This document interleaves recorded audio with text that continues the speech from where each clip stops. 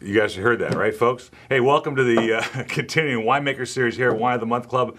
And we have, in 1972, my father started the Wine of the Month Club.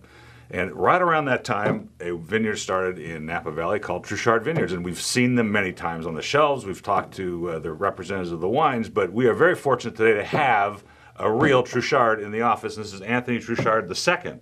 Yes. Welcome. Thank you. Glad you're here. Cool. So your father's Anthony. My father's Anthony. He goes by Tony to eliminate the confusion. Oh, around the shop, you mean, Yeah. around the winery. And in '74, where did he come from? Originally, he came from Texas. Kind of the background behind the family winery is that my great-grandfather came from France in 1888 and started a winery in Houston, Texas. And Well, you don't see that at Houston. What? Yeah. Okay, so a French guy came to Texas and opened a winery. Yeah. Well, in France they plant vines everywhere. Yeah, I think guess he came so. to Texas and he was like, "Oh, it's a little hot, but this will work." And of course, That's amazing. the heat, humidity, and prohibition came along. So my father moved out to Napa in the '70s, in '74, and started Truchard Vineyards. Now he was a farmer by. Yeah, he grew up. Actually, he grew up on the old vineyards in Texas. They weren't vineyards anymore. They were more of a farm and a cattle ranch. But like most kids that grow up on a farm, he wanted to go out and see the world, so he joined the Army, and his last assignment was out in California, and he and my mom fell in love with it and decided to buy a little piece in Napa Valley. Well, that's a great history. And then back in the '70s, though, Napa was known, and we were about to. Well, we had won the Taste of Paris yet. I'm not sure. '75, no, not quite. So things were just happening. Exactly, and but when he first came, land prices to him were still a sticker shock. Coming from Texas, where things were a couple $100 an acre, right. He was like $7,000 an acre for Napa Valley land. So we actually settled in southern Napa in Carneros, where it's quite a bit cooler, and land prices were quite a bit less back then because people thought with the coolness they weren't going to ripen the grapes, and then there was a lack of groundwater down there, and so. We started with a 20-acre prune orchard in '74, and now we have about 400 acres. Wow, that's an amazing story. And Carneros, of course, is one of the great districts of Napa. So either you got more water or it wasn't as cool as they thought. We started with Chardonnay and Pinot, which thought would grow really well in the cool climate. And then my father was one of the first to actually start using retention reservoirs and collecting the winter rainwaters. That's great. And then also using drip irrigation. Prior to that, they would drill wells and get groundwater, but Canaries with the clay soils doesn't have a lot of underground Wow, that's water. very interesting.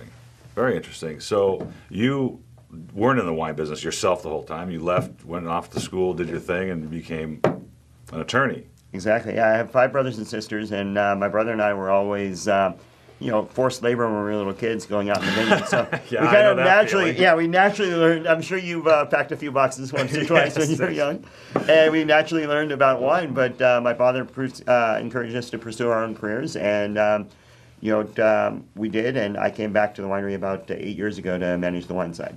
That's. I love working in the family business myself. However, did the same thing. Went to college, did my own marketing. However, you became an attorney in one of my favorite subjects, which is trademark law. I mean, I just love talking about it, as we discussed off camera. But interesting business, particularly in the wine world. Exactly. We were just talking about how many different labels there are, and it's almost impossible to come up with your own name. So, luckily, Truchard is pretty unique, and it does not mean Truchardonnay. It's actually the family name. Oh, okay. Is there a meaning since is it French? You know what? I've talked to a lot of French people, and they all try to figure it out because Truc, T-R-U-C, means like Joker or something like that. But adding the R There to you have it. doesn't mean anything. I don't know. No, there's no suffix for R that would But mean. originally enough, R actually usually means that people are from the Burgundian region or the Beaujolais region. Well. If you look at Bouchard, or a lot of the Ards are actually from that region. That's very interesting. And that's where my a good family's point. from. So. Very good point. And hey, we're having a Burgundy, we're having a Chardonnay. What about that? So tell me about the Chardonnay. This is the Napa Valley Chard. This is the Napa Valley Chard, Canaries. Everything we do at Truchard is all estate. We've been farming there for 40 years, and we traditionally sell most of our grapes, but we leave about a quarter for ourselves. And with all of our wines, because we feel the thing that we do best is farming. We're farmers first, and we want to keep the wines very pure to the fruit. We do age this wine in a little bit of oak. It sees about 10 months in barrel, but not a lot of new oak, only about 30% new French oak. We want to keep that balance between richness and acidity and fruit. I was going to say it had to be French oak, given the name, but you don't get that pungent vanilla from like you get an American oak, and I love the subtle oak because I had a conversation right here yesterday with my editor, and we don't typically care for over oak Chardonnays, though a lot of people do, so we show them. But this has got great balance with the oak and the No, thanks. And that's one of the things the winemaker really pays attention to on the Chardonnay is really the texture and the mouthfeel. I mean, you're getting those like, kind of classic Canaris, pineapple and tropical fruits, but really the texture, you get this nice richness, but it's counterbalanced by this bright acidity. It's really excellent, actually. George, will you give me a couple cases of this? Can you put that down? I will. I'm sure that you accommodate that. Let me just rinse this out. So because Carneros, and we know that the Burgundy grapes do well there, there's a lot of champagne made down there too as well. But this Pinot Noir, this is the new release? Yeah, this just came out June 1st, so this is the 2011. Now, California, it says estate bottled. It must be estate bottled. Yes. Right? You have to grow it and make the grapes, which really, if I understand my research, there's not, of all the wine production of the 7,000 wineries in America, probably 5 to 8% of it's actually estate bottled. Yeah, that's what I heard. I heard it as little as 2%. I don't know how much. I don't know if they've actually done any research, but one winery was claiming 2%. But yeah, not that much. I mean, like I said, we sell most of our grapes to other wineries, so obviously those aren't estate because they're getting their grapes from us. But you know, it gives us a little bit more control over the winemaking. Or the end result of the wine because of the growing practices. Like one of the unique things on this Pinot Noir is it's mostly planted on east-facing slopes, so it only gets that cool climate aspect. That's a gorgeous Pinot, and that's the thing about Pinot Noir. You don't get them that taste like Pinot Noir too often. It's a wonderful Pinot character. Yeah, we do very 12 different varieties at the winery, so one of the things we're very purist in the varieties. We really want them to taste like the grape, like because if we try to make them really opulent and extracted in a lot of oak, yeah, they may be great red wines, but they lose their identity, and then we have 12 wines, or 10 reds that all taste the same. It's gorgeous. It's actually kind of Burgundian, though it's not a little heavier than a Burgundy. Yeah, it has some interesting flavors. I mean, we're in the northeastern corner of Canaris, so we get these interesting, almost like cranberry and rhubarb flavors, kind of like sweet sour things going on. Really perfumed, though. And a nice silky palate, but again, like the Chardonnay, you get that nice bright acidity that kind of cleanses it. You guys went through a label change how long ago? As you can see with the Chardonnay to Pinot, like the last 3 months, we're transitioning from one to the next. Because I just remember the label. Yeah, no, that's been our label for about 25 years. Yeah. In '89, so 24 years ago, Chuck House designed it. And I guess, you know, with the next generation, you always have a little bit of changes, and we just wanted to modernize it a little bit, but keep all the original elements. So, you know, on the label, the different colors are actually derived from the soil types on our property. We wanted to show why we can do Pinot Noir next to Cabernet because they thrive in different soil types.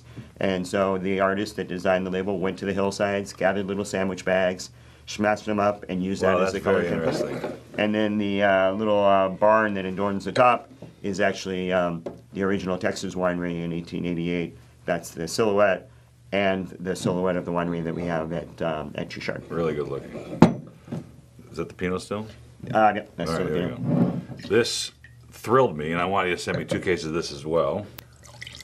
And look, he's cheering back there. I give up my wine. This is, you know, Carneros isn't known for cab, but this has just, the nose is so complex in itself, and I'm getting wonderful volcanic character.